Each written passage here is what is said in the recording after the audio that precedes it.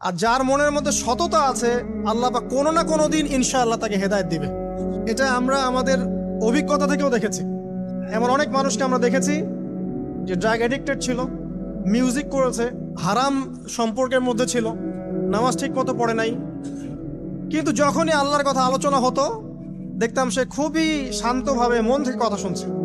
এই কথা শুনতে শুনতে শুনতে একদিন মাশাআল্লাহ এখন দেখবেন যে চিল্লা দিয়ে বেড়াচ্ছে বিভিন্ন মসজিদে। আল্লাহ হেদায়েত দিয়েছে, সব ছেড়ে দিয়েছে। এরকম মানুষের অভাব নাই কিন্তু সমাজে। তো এখানে আল্লাহ পাকের রহমত বা দয়ার একটা উজ্জ্বল দৃষ্টান্ত দেখতে পারবেন। ঠিক এরকম আরো একটা ঘটনা আছে বনু ইসরাইলের। এক ব্যক্তি এত পাপ করেছে যে শেষে মৃত্যুর সময় সে সন্তানদেরকে ডাকছে, ডেকে বলছে যে আমি যখন মারা যাব আমার লাশটাকে তোমরা কবর দিও না, যদি আল্লাহ পাক আমাকে ধরতে পারেন তাহলে খবর আছে আমার। কি করতে হবে? সে বলছে যে আমার দেহটাকে তোমরা পুড়িয়ে ফেলবে এবং পুড়িয়ে ফেলার পরে ছাইগুলোকে একত্রিত করবা, করে অর্ধেক ছাই সমুদ্রে ভাসিয়ে দিবা, অর্ধেক ছাই বাতাসে উড়িয়ে দিবা। সন্তানরা তাই করলো। মৃত্যুর পর আল্লাহ পাক এই সমুদ্র এবং জমিনকে বাতাসকে আদেশ করলেন যে তোমরা ছাই জড়ো করে দাও। আর মানুষ আর জিন আল্লাহর কথা না শুনলেও এই প্রকৃতি আল্লাহ পাকের কথা শোনে। বিজ্ঞান বলে প্রকৃতি থেকে সব হচ্ছে। কি প্রকৃতি? প্রকৃতি কি, কাকে বলে? মানুষকে আল্লাহর ইবাদতকে বাদ দিয়ে প্রকৃতি পূজায় নিয়ে গেছে। এই পুরো প্রকৃতি আর মহাবিশ্ব এক আল্লাহর ইবাদত করে। কে সৃষ্টি করলো প্রকৃতি? প্রাকৃতিক ভাবে হয়েছে সবকিছু বলে, আল্লাহ থেকে হয়েছে বলা যাবে না। বললে আপনি মৌলবাদী হয়ে যাবেন। আল্লাহ শব্দ ইউজ করলে আপনি মৌলবাদী হয়ে যাবেন। ধর্মতাত্ত্বিক শব্দগুলোকে আস্তে আস্তে উঠিয়ে দেওয়া হয়েছে। দেখবেন যুক্তি, বিজ্ঞান, দার্শনিক শব্দগুলোকে আনা হয়েছে। এটাও টেকনিক্যালি করা হয়েছে। কোন সেকুলার মিডিয়াতে আপনি দেখবেন না ইনশাআল্লাহ বলছেন। ইনশাআল্লাহ প্রমাণ করবে যে আপনি আস্তিক না নাস্তিক। তো প্রকৃতিকে আল্লাহ পাক আদেশ করলেন এই সমুদ্র ছাই জড়ো করো, এই বাতাস ছাই জড়ো করো। তারা ছাই জড়ো করে দিল। এই ব্যক্তিকে বলা হচ্ছে তুমি জীবিত করে আল্লাহ পাক বলছেন তুমি যে এই কাজটা করেছিলে, লিমা ফাআলতা হাযা, তুমি এই কাজটা কেন করেছো? তখন এই ব্যক্তি উত্তর দিচ্ছে মিন খাশিয়াতিকা ইয়া রাব্বি ওয়া আনতা আ'লাম। হে আল্লাহ, আমি আমার বুঝে যা এসেছে আপনার ভয়েই আমি এই কাজটা করেছি, আর আপনি খুব ভালো করেই জানেন যে আমি আপনার ভয়ে করেছি নাকি অন্য কোনো কারণে করেছি। মানে আপনি আমার মনের কথা জানেন। আল্লাহ পাক তাকে মাফ করে দিলেন। আপনাদেরকে আমি সেই ব্যভিচারী মহিলার কথাও মনে করাই, যে ছিল একজন প্রস্টিটিউট মহিলা, পতিতা, যেটা আমরা বলি সমাজের ভাষায়। যদিও এখন নতুন শব্দ এসেছে সেক্স ওয়ার্কার বা যৌনকর্মী, এবং এগুলোকে আমরা এখন প্রমোট করছি। আমরা এখন অশ্লীলতাকে প্রমোট করছি। এই কথা বলতে আমাদের বুক কাঁপা উচিত নয় যে আমরা এখন অশ্লীলতাকে প্রমোট করছি। আমরা এখন কাপড় খোলার সংস্কৃতি থেকে যাচ্ছি। যে কাপড় খুলে দিয়েছিল ইবলিস। ইবলিস আমাদের বাবা মার কাপড় জান্নাতে খুলে দিয়েছিল। এটা কি জানেন? ফল খাওয়ার পরে এই ফল খেতে কে প্রলুব্ধ করেছে? ইবলিস। গাছের কাছে গিয়ে ফল ভক্ষণ করার পর সর্বপ্রথম আমাদের পিতামাতার গা থেকে কাপড় খুলে পড়ে গেছে। আমাদের পিতামাতাকে মহাবিশ্বে নগ্ন করে দিয়েছে ইবলিস, আর তার অনুসারীরা এই জমিনে আদম সন্তানদেরকে নগ্ন করছে এখন। অতএব এই যে একটা ট্রেন্ড এখন চলছে, দেখবেন হারাম রিলেশনশিপকে মিডিয়ার মধ্য দিয়ে প্রমোট করা হচ্ছে। মনে হয় একটা স্বাভাবিক বিষয়, কোনো বিষয়ই না এটা। যে কেউ জেনাই করতে পারে, জেনা পর্ন খুব নর্মাল। হালাল ভাবে যদি আপনি বিয়ে শাদী করতে যান তখন সমস্যা হচ্ছে। হালাল ভাবে যদি আপনি বিয়ে করতে যান তখন সমস্যা হচ্ছে। হারাম ভাবে আপনি যা ইচ্ছা তাই করতে পারেন, সমাজে কেউ কিছু বলছে না। এখন বলছে এগুলো স্বাধীনতা। সুবহানাল্লাহ, কোন স্বাধীনতা? স্বাধীনতা বলে কোনো শব্দ নাই মহাবিশ্বে। এই পুরো বিশ্বের সমস্ত মানুষ আল্লাহর অধীনে পরাধীন। এই বিশ্বে যত মানুষ বসবাস করছে এখন, এরা কেউই স্বাধীন নয়। না কেউ স্বাধীন ছিল, না আছে, না থাকবে। সবাই আল্লাহ পাকের দাসত্বের অধীনে পরাধীন। স্বাধীন সেই এই পৃথিবীতে যে ব্যক্তি শয়তানের তাবেদারি করে, ও নফসের তাবেদারি করে, ও তো স্বাধীন, যা ইচ্ছা তাই করতে পারে। এই যে অশ্লীলতার প্রমোটিংটা চলছে, এটাকে পারিবারিকভাবে বন্ধ করতে হবে। আল্লাহ পাক আমাদেরকে বোঝার তৌফিক দান করুন। এগুলো যত বাড়বে সমাজে মহামারী আসবে। দেখে নিয়ে মহামারী আসবে, দুর্ভিক্ষ আসবে, সমাজে এমন সব রোগ ব্যাধির জন্ম হবে যেগুলোর নামও শোনে নাই মানুষ কখন, এবং সামনে ভূমিধস অপেক্ষা করছে। এগুলো আসবে। যাই হোক, ওই মহিলা, যে ব্যক্তি একজন যৌনকর্মী ছিল, বা যেটা আমরা বলি ব্যভিচারিণী মহিলা ছিল, একটা কুকুরকে দেখেছে সে পানি পান করার জন্য তৃষ্ণার্ত। সে এটাতে মায়া করে, দয়া করে তার মোজাটাকে নামিয়ে এই কূপ থেকে পানি উঠিয়ে কুকুরকে পান করিয়েছে। এই একটা কাজের বদৌলতে আল্লাহ রাব্বুল আলামিন এই ব্যভিচারী মহিলাকে মাফ করে জান্নাত দিয়ে দিয়েছে। হাদিস এটাও এসেছে, নবী সাল্লাল্লাহু আলাইহি ওয়াসাল্লাম বলেছেন, ইরহামু মান ফিল আরদ, তোমরা সবাই জমিনবাসীর প্রতি রহম করো। জমিনে মুসলিমই থাকতে হবে, তাদের প্রতি রহম করতে হবে এমন নয়, জমিনবাসী যারাই আছে সবার প্রতি রহম করো, জাতি ধর্ম বর্ণ নির্বিশেষে। এমনকি পশু পাখির প্রতিও দয়া করো। ইরহামু মান ফিল আরদ, জমিনে যারা আছে সবার প্রতি রহম করো। ইয়ারহামুকুম মান ফিস সামা, যিনি আসমানে আছেন তিনি তোমাদের প্রতি রহম করবেন ইনশাআল্লাহ। ইসলাম এই কথাগুলো বলেছে 1400 বছর আগে। আজকের এই বিশ্বের সোকল্ড এই মডার্ন বিশ্বে যেখানে মানুষের রক্তের কোনো দাম নাই, সেখানে ইসলাম পশু পাখির অধিকার নিয়ে কথা বলেছে 1400 বছর আগে। কাদেরকে কি শেখাতে আসেন? কোরআন এবং সুন্নাহর বাইরে অভ্রান্ত সত্যের কোনো উৎস আছে? এখানে যা আছে তাই চূড়ান্ত।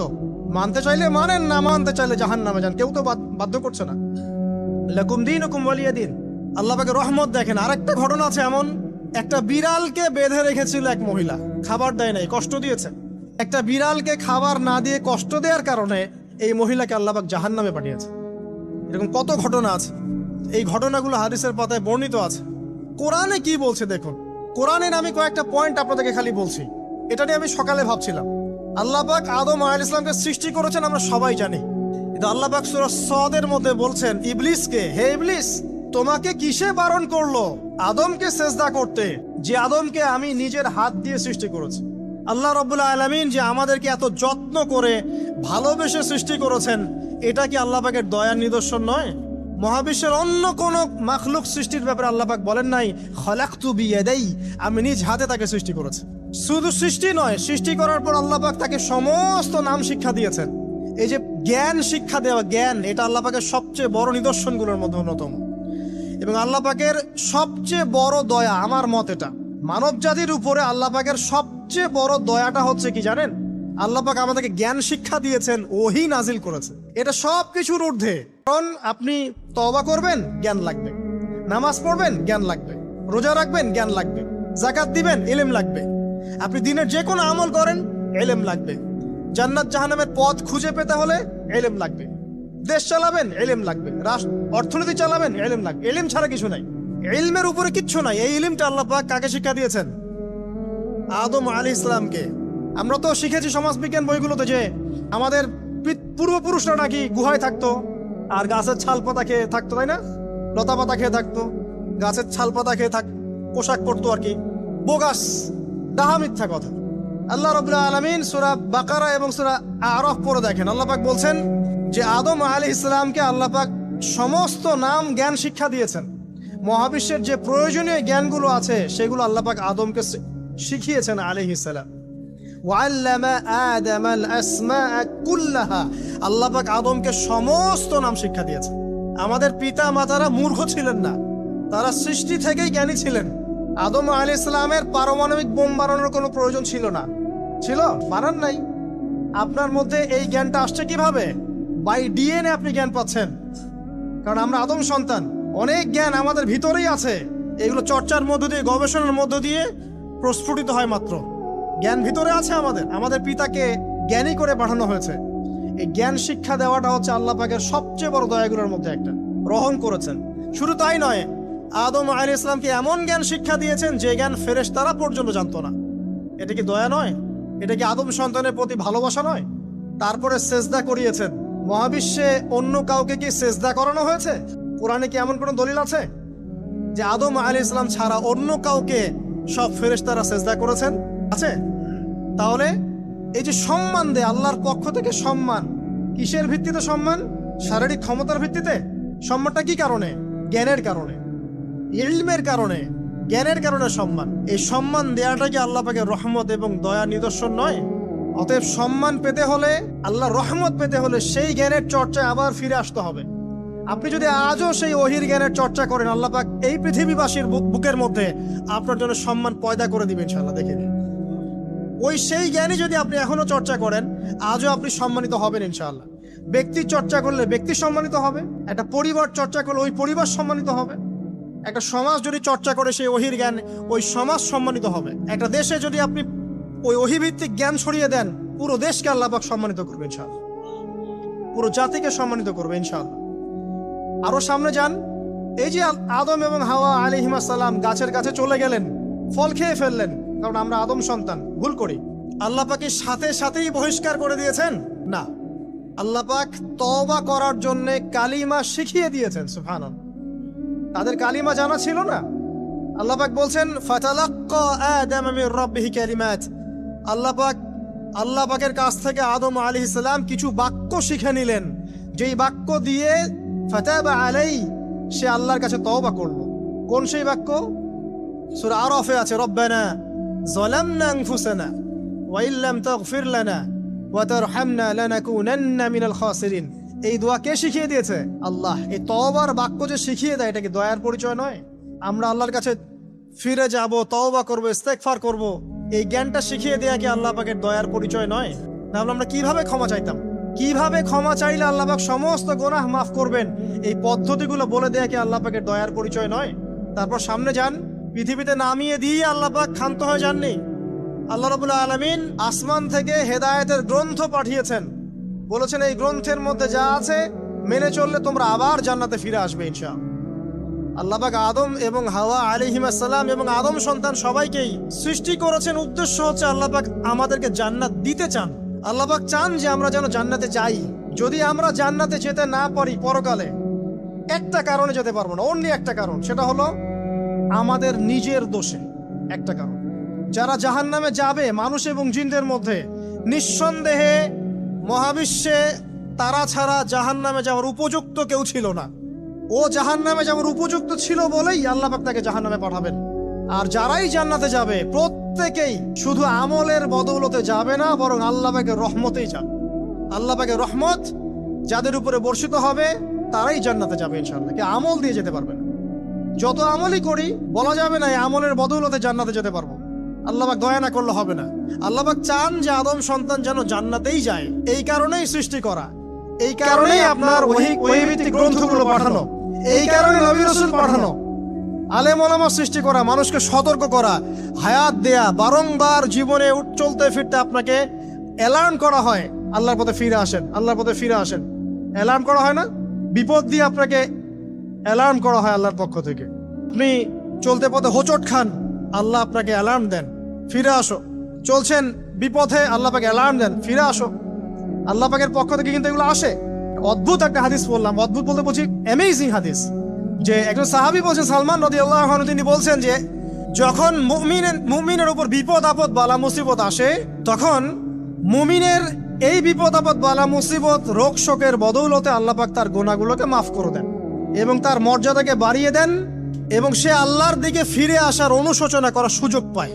আর যখন কাফের মুশরিক বা ফাসিক মানুষকে এইসব রোগ ব্যাধি বিপদ আপদ বালা মুসিবত ঘিরে ধরে, তার দৃষ্টান্ত সেই উটের ন্যায়, যে উটটাকে তার মালিক বেঁধে রেখেছে এরপর ছেড়ে দিয়েছে। সেই উটটা বুঝতেও পারলো না কেন তার মালিক তাকে বেঁধে রাখলো আর কেনই বা তাকে ছেড়ে দিল। কথাটা কি বুঝতে পারছেন? যারা আল্লাহ দ্রোহী, তাদের উপর যখন বিপদ আপদ বালা মুসিবত আসতে থাকে, তারা বুঝে না যে কি জন্য আসলো আর কেন চলে গেল।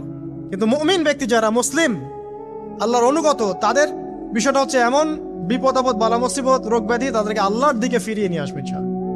দেখুন, এই যে পৃথিবীতে নামিয়ে দেয়া, এরপর আল্লাহর পক্ষ থেকে ঐশী গ্রন্থগুলো পাঠানো, নবী রাসূল পাঠানো, আলেম ওলামা পাঠানো, আপনাকে হায়াত দেয়া, আপনাকে রিজিক দেয়া, এই শ্বাস নেয়ার ক্ষমতা দেয়া, আপনাকে জ্ঞান বুদ্ধি দেয়া, বিবেক দেয়া, যে আমি তার পাশে লাউ গাছ উৎপন্ন করলাম। কোন গাছ? খেতে পারেন, এর শাক এবং এই যে ফল, এটার মধ্যে নিঃসন্দেহে এমন এমন কিছু উপাদান আছে যেটা হয়তো আমরা জানিও না, আবিষ্কার করা হয়নি। তিনি সুস্থ হয়ে গেলেন, আলহামদুলিল্লাহ। কোথায় যাবেন? যে কোনো জায়গায় যান। নবী ঈসা আলাইহিস সালামকে চতুর্দিক থেকে আক্রমণ করছে ইহুদিরা। আল্লাহ রাব্বুল আলামিন তাকে এমন হেফাজত করলেন, তার কাছে তাকে উঠিয়ে নিলেন। এটা কি দয়ার পরিচয় নয়? এই যে একটু আগে তেলাওয়াত করলো শুরুর আগে, নবী মূসা আলাইহিস সালামের ঘটনা। বনু ইসরাইল একটার পর একটা অবাধ্যতা করেই গেছে। আল্লাহ পাক তারপরেও তাদের কাছে নবী পাঠিয়েছেন, নবী মূসাকে পাঠিয়েছেন। ফেরাউনের মতো জালেম শাসকের হাত থেকে বনু ইসরাইলকে আল্লাহ পাক উদ্ধার করেছেন। এটা কি দয়ার পরিচয় নয়? নবী মূসা আলাইহিস সালাম গাছের নিচে বসে আছেন, খাবার নাই, বাসস্থান নাই, কিচ্ছু নাই, বরং তার গায়ে একটা অপবাদ দেওয়া হয়েছে যে তিনি নাকি একজন মানুষকে খুন করেছেন, অথচ তার ইন্টেনশন সেটা ছিল না। তিনি একটা ঘুষি দিয়েছেন লড়াই থামানোর জন্য, ওই এক ঘুষিতেই সেই ব্যক্তি ডেড। এবার তিনি গাছের নিচে বসে দোয়া করছেন, রব্বি ইন্নী লিমা আনজালতা ইলাইয়া মিন খায়রিন ফাকির। আল্লাহ, আমি নিঃস্ব অসহায় হয়ে এখানে বসে আছি, তুমি আমার উপর তোমার যে রহমত পাঠাবে আমি তার ভিখারি হয়ে বসে আছি। দোয়া করার সাথে সাথেই ওই শুআয়ব আলাইহিস সালামের মেয়ে হেঁটে হেঁটে চলে আসলো। তিনি স্ত্রী পেলেন, তিনি শ্বশুর পেলেন, একজন নবী পরিবার পেলেন, বাসস্থান পেলেন, চাকরি পর্যন্ত পেলেন। 8 বছর তিনি রাখালি করেছেন শুআয়ব আলাইহিস সালামের ফার্মের মতো। দয়া মুহূর্তেই চলে আসবে, শুধু আল্লাহর দিকে অভিমুখী হলেই হয়, এগুলো দয়া। আইয়ুব আলাইহিস সালামের কথা মনে আছে না? দীর্ঘদিন রোগে ভুগছেন, চিকিৎসা হচ্ছে না, ভালো হচ্ছে না, শেফা হচ্ছে না। এখানে যারা আধ্যাত্মিকত্ব নিয়ে পড়াশোনা করেন, লেখালেখি করেন, তারা বলেছেন তাদের কিছু কিতাবের মধ্যে, রোগটা যখন এমন একটা পর্যায়ে চলে আসলো যে তিনি জিহ্বাটা নড়াতে পারছেন না, কারণ তিনি আল্লাহ পাকের জিকির করতে প্রচন্ড ভালোবাসতেন। এক পর্যায়ে রোগটা এমন একটা জায়গায় চলে আসলো যে জিহ্বাটা তিনি নড়াতে কষ্ট হচ্ছে। তখন গিয়ে তিনি বলছেন, রব্বি আন্নী মাসসানি আদ-দুররু ওয়া আনতা আরহামুর রাহিমিন। হে আল্লাহ, আমাকে কষ্ট স্পর্শ করেছে, আর তুমি তো ক্ষমাকারী, রহমকারীদের মধ্যে সর্বশ্রেষ্ঠ রহমকারী।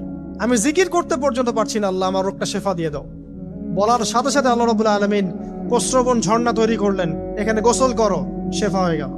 এগুলো কি রহমতের পরিচয় নয়? এখানে এক্সট্রা স্কলার এমনও বলেছেন, আজকে আমরা যারা বাহ্যিক সৌন্দর্য নিয়ে বেশি গর্ব করি আর কি, আত্মিক সৌন্দর্যের চাইতে বাহ্যিক সৌন্দর্য নিয়ে যারা বেশি গর্ব করি, যদি আল্লাহ পাক আমাদের পোশাকটাকে পরিবর্তন করে দেন, আত্মাটাকে দেহের পোশাক দেন আর দেহটাকে আত্মার পোশাক বানায় দেন, তাহলে দুর্গন্ধে কেউ আমাদের সামনে আসতে যাবে না। কথা মনে বুঝতে পারছেন না? আইয়ুব আলাইহিস সালামের আত্মাটা ছিল পবিত্র, পরিশুদ্ধ, তার দেহের মধ্যে রোগ হয়েছিল। আর এই পুরো বিশ্বের ম্যাক্সিমাম লোকের মানুষের রোগ এখন আত্মায়, দেহে নয়। আবার বলছি, হয়তো বুঝতে পারছেন না। আইয়ুব আলাইহিস সালামের রোগটা হয়েছিল দেহে, বাইরে। তার আত্মা ছিল পবিত্র, পরিশুদ্ধ আত্মা। দেহের রোগের একটা পর্যায়ে যখন জিহ্বাটায় ইফেক্ট হলো, তখন জিকির করতে তার কষ্ট হচ্ছে, তখন তিনি দোয়া করছেন, আল্লাহ আমার এই রোগটাকে শেফা দিয়ে দাও। আর এখনকার পুরো জেনারেশন, এই সভ্যতার রোগ হচ্ছে ভিতরে, আত্মায়। দেহের রোগের চাইতে তার আত্মার রোগটা বেশি। এখন এই আত্মাটাকে যদি দেহ বানিয়ে দেওয়া হয় আর দেহটাকে আত্মার পোশাক পরিয়ে দেওয়া হয়, দুর্গন্ধে কেউ সামনে আসতে চাবে না এখন। তাই আইয়ুব আলাইহিস সালামের সেই দোয়া এখন আমাদের বেশি করা উচিত। রব্বি আন্নী মাসসানি আদ-দুররু ওয়া আনতা আরহামুর রাহিমিন। আল্লাহ, আমাদের আত্মায় রোগ এসেছে, এটাকে তুমি শেফা দাও। দেহের রোগ লেস ইম্পর্টেন্ট, আত্মার রোগটা বেশি ইম্পর্টেন্ট। এরকম নিদর্শন কোরআনের পাতায় পাতায় ছড়িয়ে আছে।